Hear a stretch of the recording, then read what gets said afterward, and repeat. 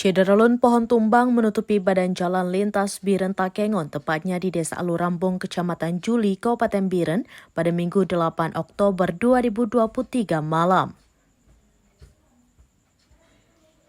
Menurut Muhammad Daud, akibat pohon tumbang membuat lalu lintas terganggu. Bahkan setelah musibah itu, hanya ada sepeda motor yang dapat melewatinya.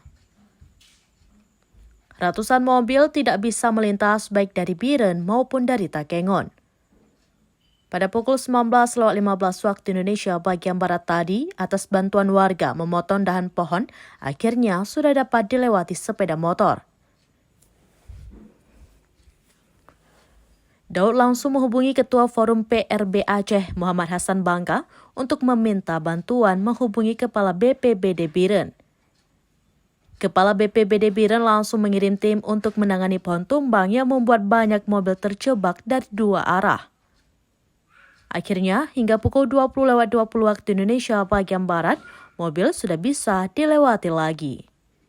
Dari Biren, Yusmandin Idris, Serambinus.com.